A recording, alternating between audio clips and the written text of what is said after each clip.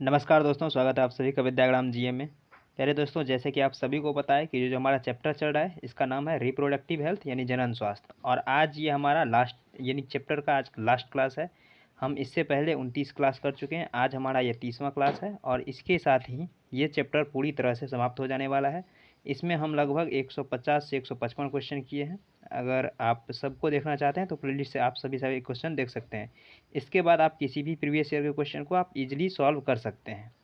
और इस चैप्टर के बाद आप कौन सा चैप्टर पढ़ना चाहते हैं उसे आप कमेंट के माध्यम से बता दीजिए, या फिर हम ही कुछ नया चैप्टर लेकर के आपके सामने हाजिर हो जाएंगे। तो ठीक है, तो आज हमारा ये 30वां क्लास है और ये आज हमारा लास्ट क्लास है। तो चलिए हम चलते हैं क्वेश्चन तरफ। ये कह रहा है कि मलेरिया की दवा कुनैन वृक्ष यानी कि मलेरिया की जो दवा कुनैन है वो किस वृक्ष से प्राप्त की जाती है।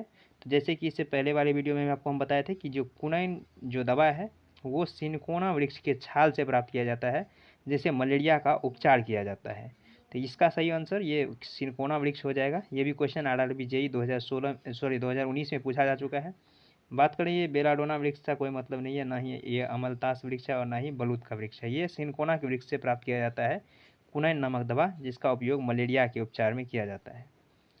अगला ये क्वेश्चन कह रहा है कि पोलियोमाइलाइटिस जो है किसकी वजह से होता है। तो ये पोलियोमाइलाइटिस जो है वो विषाणु के कारण होता है। इसे साधारण रूप से पोलियो भी कह सकते हैं। ये खास करके जो 5 वर्ष से कम उम्र के बच्चे हैं उनको कुछ ज़्यादा ही प्रभावित करता है, जिससे कि त्वचा या फिर हाथ पैर की कुछ उंगलियों वगैरह में जो है इस प्रकार का अगर हो जाता है तो वो टेढ़ा हो जाता है या फिर उसका विकास नहीं हो पाता है। खास करके ये तंत्रिका तंत्र को प्रभावित करता है और ये विषाणु जनित रोग है और एक तरह से कह सकते हैं संक्रमित रोग भी है। बाकी जीवाणु, कवक और कीड़ों से नहीं बल्कि ये विषाणु से होता है और इसे साधारण रूप में पोलियो भी कहते हैं। इसलिए इसका सही आंसर विषाणु हो जाएगा। ये क्वेश्चन भी प्रीवियस ईयर में पूछा जा चुका है। अगला क्वेश्चन कह रहा है कि सूखा रोग निम्न में से किसे प्रभावित करता है। तो देखिए, सूखा रोग जो है उसको वो कंकाल तंत्र यानी कि अस्थि से संबंधित रोग है, यानी कि विटामिन डी की कमी से जो रिकेट्स नामक रोग होता है उसे ही एक आम भाषा में सूखा रोग भी कह सकते हैं। तो ये सूखा रोग जो है वो यानी कि हड्डियों को कमज़ोर कर देता है और वो विटामिन डी की कमी के कारण होता है। तो इसलिए इसका सही जो आंसर है वो ऑप्शन नंबर सी हो जाएगा। ये कंकाल तंत्र को प्रभावित करता है सूखा रोग। बाकी ये मांसपेशी, तंत्रिका तंत्र या फिर आँख से संबंधित नहीं है। आँख से भी कुछ रोग है, जैसे कि ये जीरोप्थेल्मिया है, ये आँख से संबंधित रोग है। रतौंधी है, मोतियाबिंद है, ये सब आँख से संबंधित रोग है। तंत्रिका तंत्र से संबंधित कुछ रोग हैं, जैसे कि अभी इससे पहले जो क्वेश्चन किए हैं यानी पोलियो, वो तंत्रिका तंत्र से संबंधित रोग है। तो इसी तरह से आपको ध्यान रखना है कि ये जो कंकाल तंत्र से संबंधित रोग है उसको सूखा रोग के नाम से भी जाना जाता है।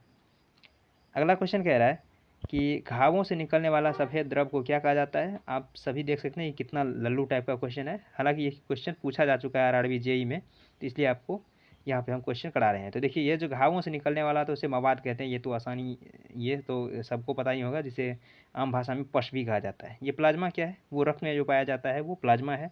लार जो हमारे जो मुख में जो है 3 जोड़ी लार ग्रंथि है उससे निकलता है, जो कि भोजन के पाचन में मदद करता है। बात करें पेस्ट की, तो ये पेस्ट कोई भी अर्ध तरल पदार्थ है जिसे पेस्ट कहते हैं।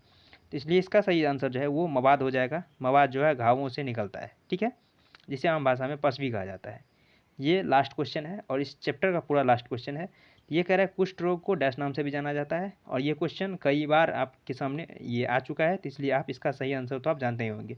कुष्ठ रोग जिसे इंग्लिश में लेप्रोसी कहते हैं, और इसका एक अन्य नाम भी है जिसे हैंसन रोग कहते हैं, जो कि ऑप्शन नंबर बी में दिख रहा है कि कुष्ठ रोग को हैंसन रोग के नाम से भी जाना जाता है। और ये क्वेश्चन भी प्रीवियस ईयर में पूछा जा चुका है, इसलिए आप इसे इंपॉर्टेंट समझ सकते हैं। और कई बार ये क्वेश्चन आपके सामने आया हुआ है, और कई बार तो ये सीधे क्वेश्चन ही आ चुका है, या फिर कई बार ऑप्शंस की मदद से भी आपको ये कुष्ठ रोग और हैंसन रोग के बारे में आपको बताया जा चुका है। तो कुष्ठ रोग को ही हम हैंसन रोग कहते हैं और जिसको इंग्लिश में लेप्रोसी के नाम से जानते हैं।